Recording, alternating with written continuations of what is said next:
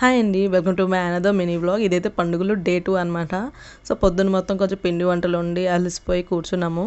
So evening అయ్యేసరికి అయితే అరిసి తింటున్నాం అనమాట ఇక్కడ. సో మా పెద్దమ్మకి నాకు చిన్న డిస్కషన్ జరుగుతుంది.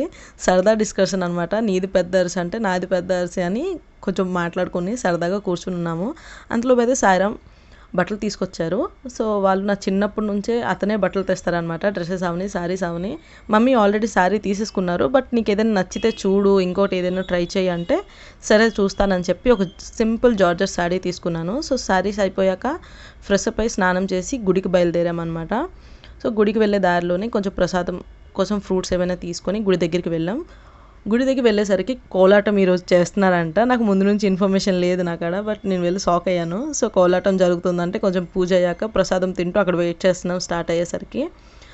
సో ఒక్కొక్క రోజు ఒక్కొక్క ఫంక్షన్ పెట్టారు. సో నేను ఒక్కరోజే మిస్ అయ్యాను, బట్ మిగతా రోజులు అన్నిటికీ వెళ్ళాను అనమాట. చూసేసరికి కోలాటం స్టార్ట్ అయిపోయింది. ఒక హాఫ్ అన్ అవర్లో చూసి ఇంటికి రిటర్న్ అయిపోయామన్నమాట. ఎందుకంటే భోజనం చేసి వస్తే ఒక నైట్ 12:30, 1 o'clock దాకా ఉండి చూడొచ్చు కదా.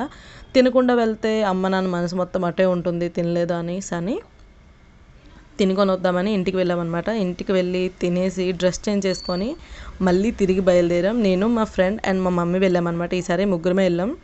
యాక్చువల్లీ స్వప్న వాళ్ళ మమ్మీ కూడా రావాలి, బట్ ఏదో కొంచెం కారణం వల్ల రాలేకపోయారు. సో మా మమ్మీ నేను స్వప్న వెళ్ళి 12 o'clock వరకు ఉండి ఆ కోలాటం మొత్తం చూసుకొని వచ్చాం. చాలా బాగా చేశారు. వీళ్ళు కూడా మా ఊర్లోనే ఉంటారంట. అందులో ఒక ఆమె అయితే నా క్లాస్మేట్. సో కోలాటం చూసాక అక్కడ కొంచెం బ్యాంగిల్స్ ఉంటే చెక్అవుట్ చేసుకొని నాకేం నచ్చలేదు. సో నేనేం తీసుకోకుండా ఇంటికైతే రిటర్న్ వచ్చేసాను.